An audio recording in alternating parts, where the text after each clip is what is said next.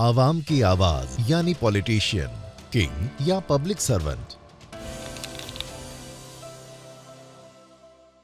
नमस्कार, आप देख रहे हैं द रेवोल्यूशन देशभक्त हिंदुस्तानी और मैं हूं आपकी होस्ट एंड दोस्त जूही शगुफ्ता।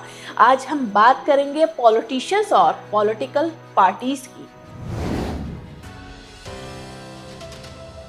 लॉ मेकर या डिप्लोमेट, जनता द्वारा निर्वाचित एक ऐसा व्यक्ति जो समाज की भलाई के लिए काम करता है।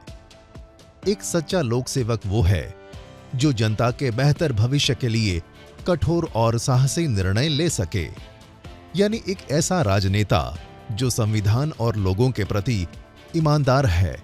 जनता द्वारा चुने गए नेता विधानसभा और संसद में पहुंचते हैं ताकि वे उनकी आवाज बन सकें, स्थानीय मुद्दों को राष्ट्रीय स्तर पर उठा सकें और उनके विकास के लिए काम कर सकें।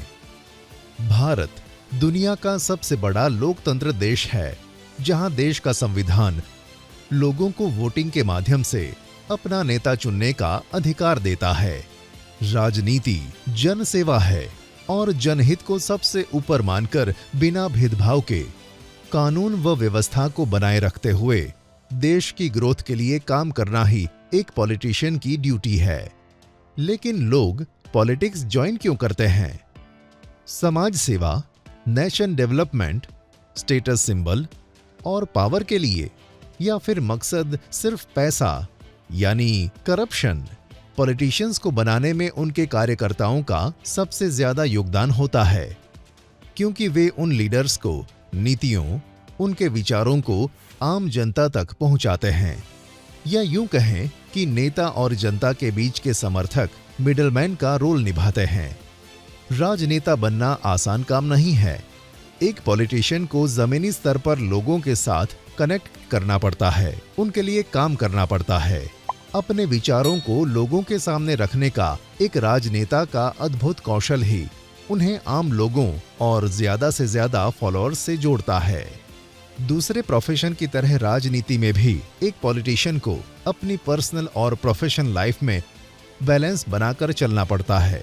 जहां एक ओर आम जनता को उनसे बहुत उम्मीदें होती हैं, वहीं परिवार, रिश्तेदार और दोस्त उनसे समय या कई बार फेवर की डिमांड करते हैं। ऐसे में सत्ता में बैठे राजनेता के लिए पूरी निष्ठा के साथ लोगों की भलाई के लिए काम करना और पारिवारिक संबंधों के चलते लॉ और पावर के गलत इस्तेमाल से बचना एक बड़ी चुनौती है। आखिर जनता ही तो सरकार चुनती है, अपने क्षेत्र में प्रतिनिधियों को विधानसभा और संसद में भेजती है। तब क्यों लोग अपने पॉलिटिशियन से नाखुश हैं? भारत हर भारतीय से बना है। इसकी परिभाषा किसी धर्म विशेष, जाति या समुदाय के आधार पर नहीं की जा सकती, लेकिन राजनीति में कम्युनिटी के आधार पर नेताओं का चुनाव क्या गलत नहीं? गांव, राज्य या देश की बजाय धर्म, जाति या समुदाय तक पॉलिटिशियन की सोच का सिमटना क्या सही है? आम जनता खुद पॉलिटिशियन को चुनती है ताकि वे उस इलाके और समाज की अपलिफ्टमेंट के लिए काम करें। और जब विधानसभा व संसद में पहुंचने के बाद नेता अपने क्षेत्र या देश के डेवलपमेंट के लिए काम नहीं कर पाते, तो हम उन्हें कोसना शुरू कर देते हैं। क्या इसमें इन पब्लिक सर्वेंट्स की गलती है या हमारी? क्या कभी आपने चुनाव में उतरे कैंडिडेट की बैकग्राउंड, उसकी क्वालिफिकेशन जैसी पूरी जानकारी लेने की कोशिश की? जाहिर है नहीं की होगी, क्योंकि अगर ऐसा होता तो साल दर साल संसद में क्रिमिनल नेताओं की संख्या न बढ़ती। इसलिए सोच विचार कर एक सही कैंडिडेट का चुनाव करें कि वे आपकी उम्मीदों पर खरा उतरने के काबिल है भी या नहीं। वहीं कम्युनिटी के आधार पर सीट्स के लिए रिजर्वेशन क्या जातिवाद को बढ़ावा तो नहीं दे रहा? अक्सर मीडिया भी अपनी कवरेज में डिफरेंट कम्युनिटी के आधार पर ही एग्जिट पोल का अनुमान लगाती है। तो क्या ये चुनाव देश के लिए है या जाति व धर्म तक सीमित? वहीं बात की जाए अगर पॉलिटिकल पार्टीज की, तो कई बार ये पार्टियां भ्रष्ट और क्रिमिनल रिकॉर्ड वाले नेताओं को टिकट दे देती है। आप और हमारी तरह ज्यादातर लोग सीएम और पीएम फेस देखकर ही किसी पार्टी को वोट दे देते हैं। और कई बार इलेक्शन में सेलिब्रिटीज का चुनाव सिर्फ इसलिए हो जाता है कि वे फेमस लोग हैं। यही कारण है कि आजकल ज्यादातर लोग अपने क्षेत्रीय पॉलिटिशियन के काम से सेटिस्फाई नहीं है। अगर आप लोकल लेवल पर ही एक सही और जिस नेता को आप अच्छे से जानते हैं उसका चुनाव करेंगे तो वही आपकी आवाज संसद तक पहुंचाएंगे।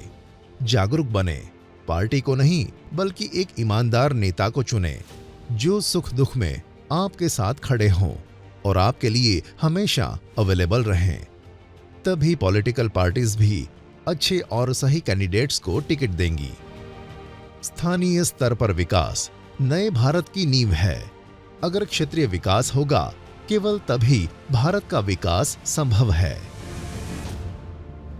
आखिर आपको क्या लगता है, राजनीति में परिवारवाद सही है या फिर गलत? अक्सर हम जिस परिवेश में रहते हैं उसी के अनुसार सोचने या करने लगते हैं।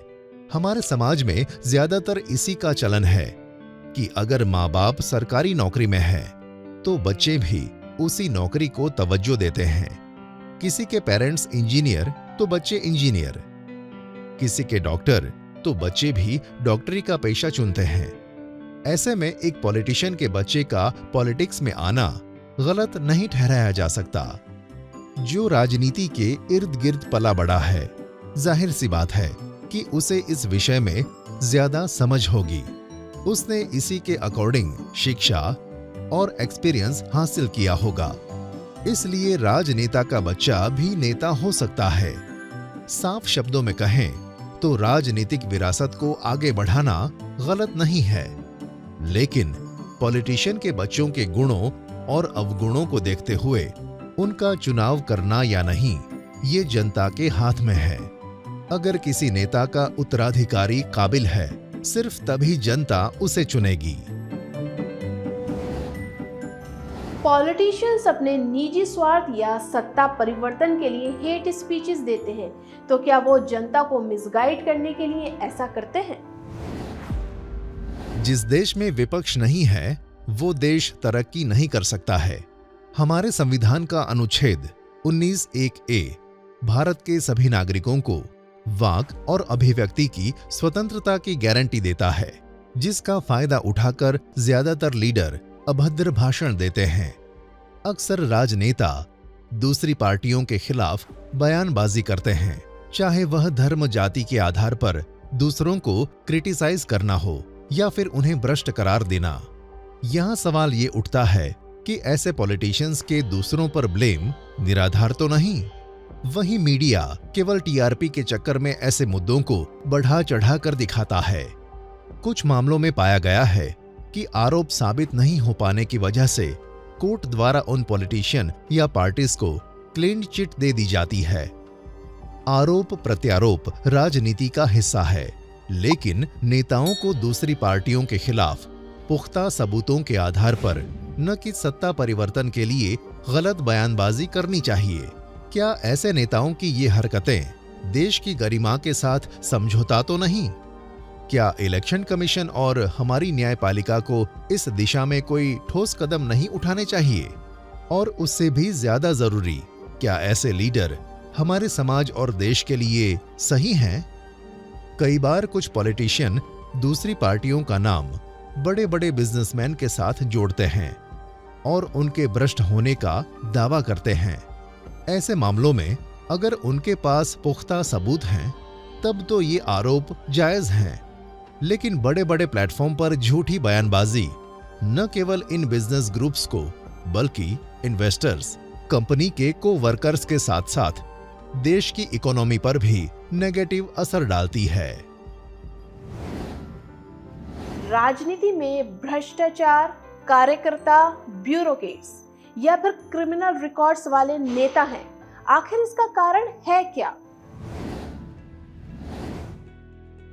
भारत में अपराध और राजनीति का आपस में इतना जुड़ाव है कि आजकल क्लीन पॉलिटिशियन शब्द झूठा लगता है और यही भ्रष्टाचार का सबसे बड़ा कारण है। वहीं अगर पार्टी कार्यकर्ताओं की बात की जाए तो चाहे कोई कैंपेन रन करना हो या फंड्स इकट्ठा करने हो, ये कार्यकर्ता हमेशा अपने राजनेता के सपोर्ट में खड़े रहते हैं। लेकिन क्या आप जानते हैं कि इनकी कमाई का जरिया आखिर क्या है? विचार करने की बात तो यह है कि जब ये कार्यकर्ता 24/7 पॉलिटिशियन के लिए काम करते हैं तो इनके परिवार का भरण पोषण कैसे चलता है? क्या पॉलिटिशियन और पॉलिटिकल पार्टीज को मिलने वाली फंडिंग इन कार्यकर्ताओं की कमाई का जरिया है या फिर आम लोगों से किसी काम को करवाने के लिए वसूली गई रिश्वत? अब बात करते हैं पॉलिटिक्स में ब्यूरोक्रेसी के रोल की। ब्यूरोक्रेट्स यानी सिविल सेवक, सरकार के अधिकारी और गैर राजनीतिक कार्यकारी।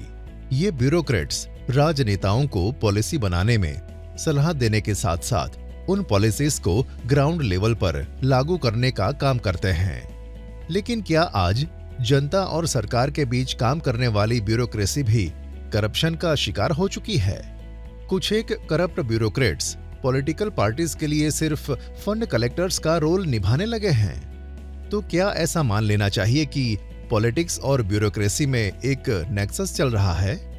हर आदमी की अपनी एक अलग विचारधारा है और उसी के आधार पर वो किसी पार्टी को ज्वाइन करता है। लेकिन आजकल निर्वाचन के लिए टिकट लेने से लेकर सरकार बनाने तक एमपी और एमएलए को बिकते हुए देखा जा सकता है।